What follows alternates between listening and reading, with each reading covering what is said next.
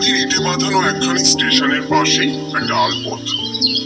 সেই পথ বহু দূরে মিশে গেছে কচুবনের দিকে। কোম্পানি থেকে আমাকে ছাতিমপুরের মার্কেট সার্ভে করতে পাঠিয়েছে। পিঠের ব্যাগে এক গাদা কাগজপত্র। এমন ম্যানেজার যেন কোনো শত্রুর কপালেও না জোটে। একদিনের মধ্যে এত বড় এলাকার সার্ভে করা সম্ভব? সে আর ওই ম্যানেজারকে কে বোঝায়? পোড়ামাটির ইটে বাঁধানো স্টেশন থেকে নামতেই একটি লোককে দেখলাম তাল গাছের নিচে বসে ভাত খাচ্ছে। সম্ভবত মাঠে চাষবাস করছিল। যাই দেখি যদি কোনো উপায় বাতলাতে পারেন তিনি। বলছি দাদা, এখানে সামনাসামনি কোনো বাজার আছে? কে বটে? আমি। এখানে সামনাসামনি কোনো বাজার আছে? বাজার? বাজার তো এখন পাবে না গো ভাই, সে তো কোন সকালে উঠে গেছে। বুঝলো, তা এখানে বাজারটা কোন দিকে সেটা বলতে পারেন?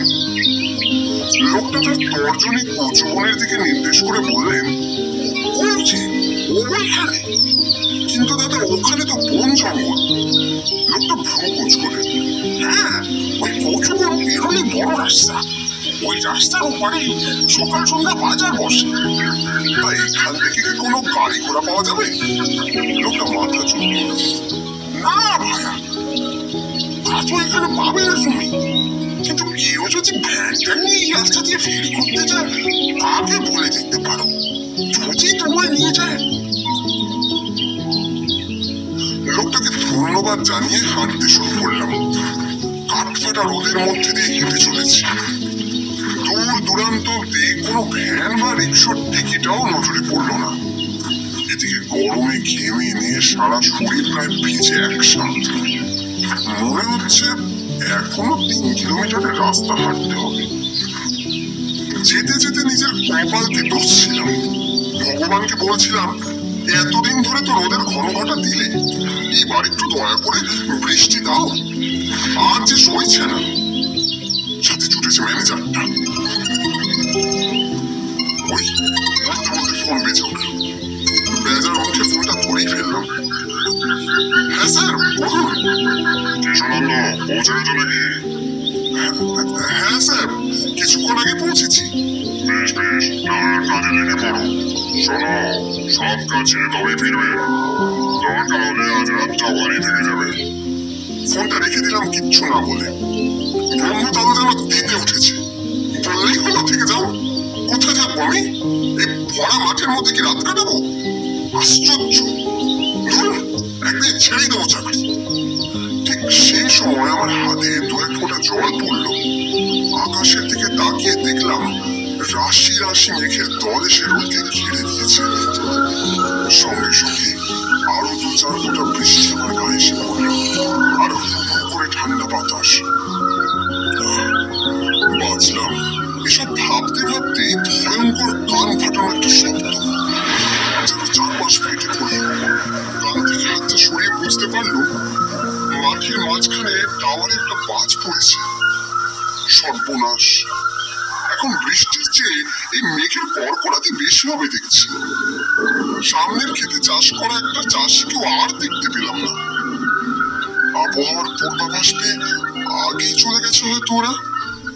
ঠিক সেই সময় পথের ধারেই একটা চালা ঘর দেখতে পেলাম। খড় দেওয়া ছাউনি। সেখানে ছুটতে গিয়ে মাথাটা বাঁচালাম কোনো মতে। তারপরেই বৃষ্টিটা ঝেঁপে এলো। মুষলধারায় বৃষ্টি শুরু হয়েছে। ওই ঘরের চালা ঘর থেকে ফোঁটা ফোঁটা জল পড়তে শুরু করলো। কিন্তু বাইরে চারপাশে যে অপরূপ সৌন্দর্য দেখলাম প্রকৃতি, সে শোভা বলে বোঝানো নয়। আমায় যেন মুহূর্তে মুগ্ধ করে দিল। চারপাশে সবুজের সে পাহাড় দেখে চোখ দুটো যেন আমার জুড়িয়ে গেল। ভাবতেও ভালো লাগে, এ আমার সোনার বাংলা। সামনে খানিকটা দূরে একটি গায়ের ছেলেকে দেখলাম। খালি গায়ে একটা ধুতি পরে এই বৃষ্টির মধ্যে 2টো ছাগলকে নিয়ে আলতা দিয়ে হেঁটে যাচ্ছিল। চল মালতী, আমার কথা শোন বলছি, না হলে আমি কিন্তু মাকে কয়ে দেবো যে তুই আমাকে কেমন ধারা নাজেহাল করছিস। দেখবি তখন কেমন পিঠে মার পড়ে। আরে লক্ষ্মীটাকে দেখে তো শিখতে পারিস নাকি? ও আমার লক্ষ্মী বাচ্চা, আর তুই বেয়াদব কোথাকার। দাঁড়া বলছি, আরে আসতে চ মালতী। ওর কথা শুনে হাসি পেল খুব। অবলা ছাগল ছানাগুলোর সাথে এমন ভাবে কথা বলছে যেন ওরা ওর কত কথা বুঝছে। অবলা পশুগুলোকে যে সন্তান স্নেহ করে তা ওর কথাতেই স্পষ্ট। আগে কে আপনি বাবু, এখানে একা দাঁড়িয়ে আছেন? আচমকা পাশে ছেলেটিকে দেখে চমকে উঠলাম। বুকের ভিতরটা কেমন ধড়াস করে উঠল। হতচকিত হয়ে বললাম, না মানে আমি শহর থেকে এসেছি একটা কাজে, বৃষ্টির জন্য এখানে একটু আশ্রয় নিচ্ছি আর কি। আগে দেখেই বুঝেছি আপনি শহর থেকে এসেছেন। তা আপনি তো একেবারে ভিজে গেছেন দেখছি। এখানে না দাঁড়িয়ে কারো বাড়ি গিয়ে তো দুদণ্ড জিরিয়ে নিতে পারতেন। না রে ভাই, আসলে আমি গ্রামের কাউকে চিনি না তো। আরে বাবু, অত লজ্জা পাচ্ছেন কেন? আরে আমি তো আছি নাকি? আপনি আসুন দেখি, আমার সাথে আসুন। অবাক হলাম, একটা অচেনা অপরিচিত লোককে ছেলেটা বাড়ি নিয়ে যেতে চাইছে। সত্যি গায়ের মানুষ কত সরল, ভাবতেও অবাক লাগে। আসুন বাবু আসুন, দেরি করবেন না। হ্যাঁ, আকাশের অবস্থা খুব ভালো নয়। ছেলেটা আমাকে একটা কচু পাতা দিল আর নিজেও একটা নিয়ে ছাগলগুলোকে ডাকতে ডাকতে এগিয়ে চলল। চল চল, আসুন বাবু, আপনি এদিকে আসুন দেখি, আসুন। দেখো, তোমার নাম কি? আগে আমার নাম বকুল। আচ্ছা, না বকুল, তোমার বাড়ি কোথায়? ওই যে বাবু দেখুন, ওই মাঠের শেষে ওদিক পারে চেয়ে দেখুন, ওই বাড়িটা। দেখলাম ক্ষেতের মাঝখানে একটা কুঁড়ে ঘর। বকুল পা চালিয়ে কুঁড়ে ঘরের দিকে এগিয়ে যাচ্ছিল।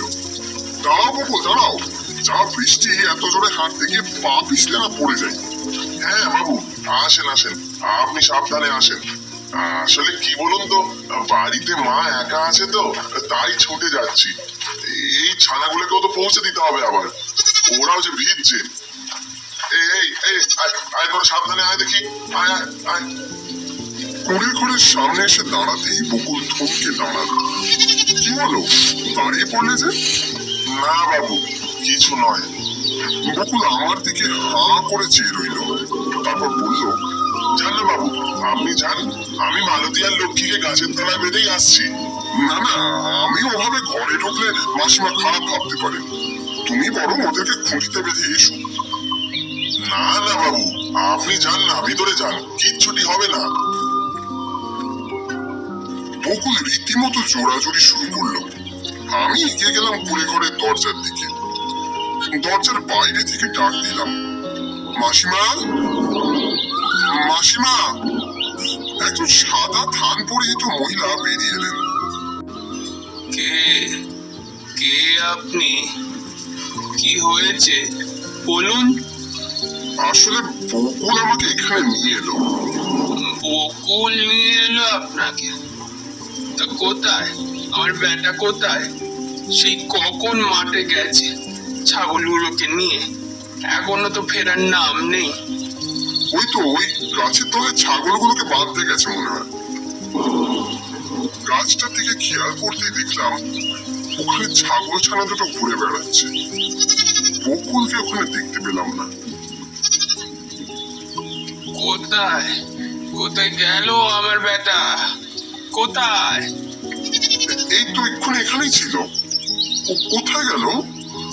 বকুল বকুল। বকুলকে হাজার খুঁজে ওখানে আশপাশে দেখতে পেলাম। বকুল বকুল বকুল। বাবা আমার কোথায় গেল? বেশ কিছুক্ষণ খোঁজাখুঁজির পর ছুটে গেলাম সেই চালা ঘরের দিকে যেখানে বকুলের সাথে আমার প্রথম দেখা হয়েছিল। সাথে ওর মাও এলো। ততক্ষণে বৃষ্টি অনেকটা ধরেছে। বেশ কিছুক্ষণ খোঁজাখুঁজির পর মাঠের মাঝখানে টাওয়ারের ঠিক নিচটায় বকুলের বডি দেখা গেল। এমন ভাবে পড়ে আছে যেন খুব শান্তিতে বকুল নিদ্রা যাপন করছে। বকুলের মা চিৎকার করে কাঁদছিল, তখন ততক্ষণে আমি কিছু গ্রামবাসী ছুটে এসেছি সেখানে। আমার সারা শরীরে নিশ্চল পাথর হয়ে গেল। তখন আমি বাজটা টাওয়ারে নয়, শুধু বকুলের গায়ে পড়েছিল। তাতেই বিদ্যুৎ পৃষ্ঠ হয়ে বকুলের মৃত্যু হয়েছে। কানের পাশে কি যেন ফিস ফিস করে বলে গেল, বাবু পারলে আমার মাটাকে একটু দেখবেন, মালতী আর লক্ষ্মীটাকেও। মুহূর্তের জন্য মনে হলো বকুলের দায়িত্ববোধের কাছে আমার এই চাকরির দায়িত্ব বড্ড তুচ্ছ। বড্ড নগণ্য।